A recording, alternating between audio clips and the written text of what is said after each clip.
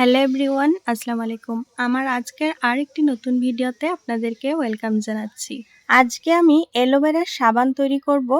আর অ্যালোভেরার সাবানটি তৈরি করার জন্য এখানে আমি 3টি অ্যালোভেরার পাতা নিয়ে নিয়েছি আমার গাছ থেকে ছিঁড়ে।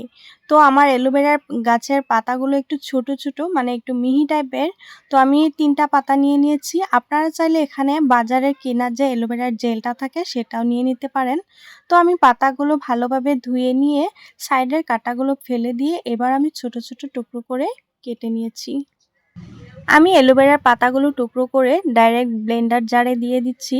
তো এখান থেকে আমি এই ব্লেন্ডার জার দিয়ে আমি ব্লেন্ড করে নিব অ্যালোভেরার পাতাটাকে। অ্যালোভেরার পাতাগুলো টুকরো করে নেওয়া হয়ে গেছে। এবার আমি এই পাতাগুলোকে ব্লেন্ড করে নিব। পাতাগুলো ব্লেন্ড করে নিয়েছি। এবার আমি সোপ বেস্ট নিয়েছি।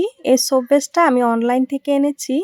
তো আপনারা যে কোনো অনলাইনে এই সোপ বেস্টটা পেয়ে যাবেন। তো আমি এখান থেকে অর্ধেকটা কেটে নিয়েছি। আমার যতটুকু পরিমাণ লাগে সেই হিসাবে আমি নিয়ে নিচ্ছি। আপনাদের পরিমাণটা আপনারা বুঝে আপনারা নিয়ে নেবেন। এবার আমি ছোট ছোট টুকরো করে কেটে নিচ্ছি। তো এই তো আমার সবগুলো সোপ বেস্ট টুকরো করে নেওয়া হয়ে গেছে। এবার আমি গ্যাসের চুলায় একটা কড়াই বসিয়ে দিয়েছি। কড়াইতে পানি দিয়ে দিয়েছি আর পানিটা গরম করে নিচ্ছি। তারপরে আমি ছোট একটা প্যানের মধ্যে আমি সোপ বেসের টুকরোগুলো দিয়ে দিয়েছি। এটা আমি ডাবল বয়লারের প্রসেসে আমি সোপ বেসটাকে গলিয়ে নিচ্ছি।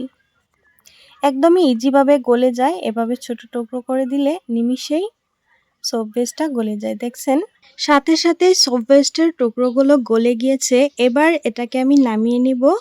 আর আমি যে অ্যালোভেরার পেস্টটা করে রেখেছিলাম এই পেস্টটা আমি এই সোপ বেসের জেলটার মধ্যে দিয়ে দিব। দিয়ে ভালোভাবে মিক্স করে নিব।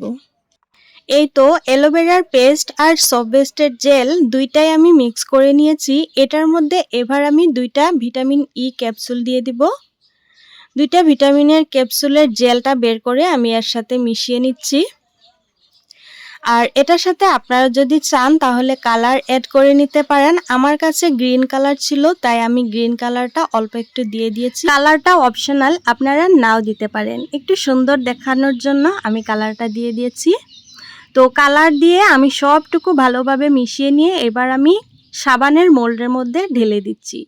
তো আমার মিশ্রণ যেহেতু অল্প একটু ছিল তাই আমার 2টা সাবানের পরিমাণ হয়েছে। আপনারা বেশি করে বানিয়ে নিলে 4টাতেই দিয়ে দিতে পারেন।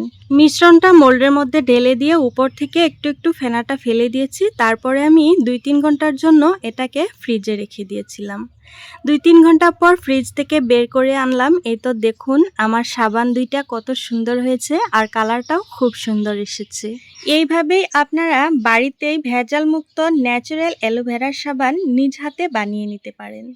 তো আমার আজকের ভিডিওটি কেমন লেগেছে কমেন্ট করে জানাবেন। ভালো লাগলে একটি লাইক করে দেবেন। আজকের জন্য বিদায় নিচ্ছি। আল্লাহ হাফিজ।